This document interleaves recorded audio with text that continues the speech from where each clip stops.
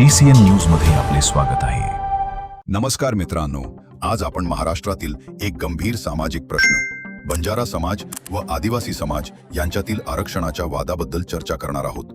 बंजारा समाजाचा पारंपरिक जीवन प्रवास फिरता व्यापारी आणि जनावरांवर माल वाहतूक करणारा होता, परंतु स्वातंत्र्यानंतर ते स्थायिक झाले आणि आजही अनेक ठिकाणी मागासलेले आहेत।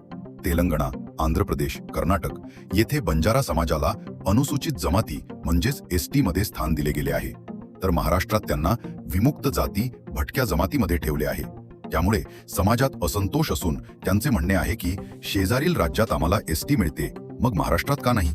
याच पार्श्वभूमीवर मराठा समाजासाठी हैदराबाद गॅझेटचा दाखला देऊन कुणबी प्रमाणपत्राचा निर्णय शासनाने घेतला आणि बंजारा समाजाचे म्हणणे आहे की जेव्हा मराठ्यांना गॅझेट मान्य झाले तर आमच्यासाठीही तेच लागू व्हायला हवे, कारण त्या गॅझेटमध्ये बंजारांचा आदिवासी म्हणून उल्लेख आहे, म्हणून आम्हाला अनुसूचित जमातीचे आरक्षण द्या।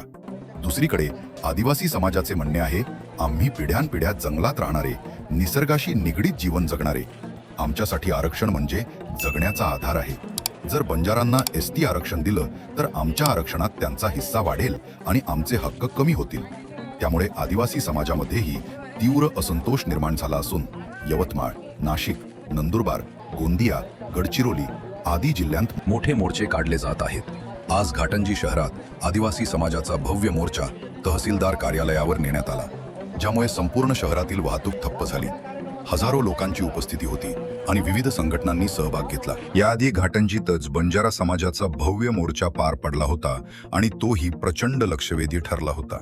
अशा प्रकारे एकाच शहरात दोन वेगळ्या समाजांचे भव्य मोर्चे झाल्याने राज्यातील सामाजिक वातावरणात तणाव वाढलेला दिसतो। शासनाने योग्य निर्णय न घेतल्यास संघर्षाची शक्यता नाकारता येत नाही, कारण दोन्ही बाजूंनी आमच्या हक्काचं आरक्षण असा नारा दिला जात आहे आणि ग्रामीण शहरी भागात चर्चा पेटलेल्या आहेत। स्थानिक स्वराज्य संस्थेच्या निवडणुका जवळ येत असल्याने हा प्रश्न अधिक गुंतागुंतीचा बनला आहे।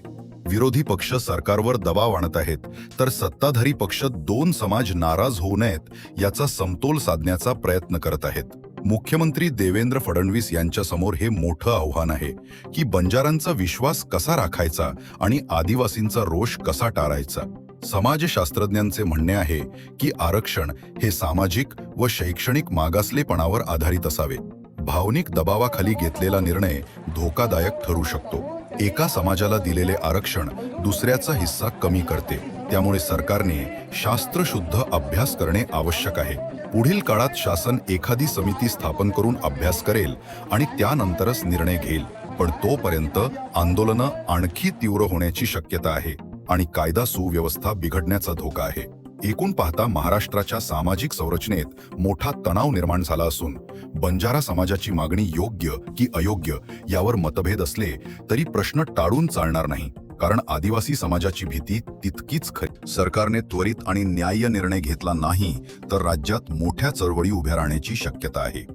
मित्रांनो, तुम्हाला या विषयावर काय वाटतं? बंजारा समाजाची मागणी योग्य आहे का? आदिवासी समाजाची चिंता खरी आहे का? तुमचे मत नक्की कळवा।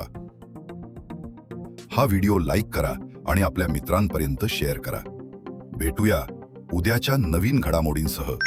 तोपर्यंत आपली काळजी घ्या। धन्यवाद।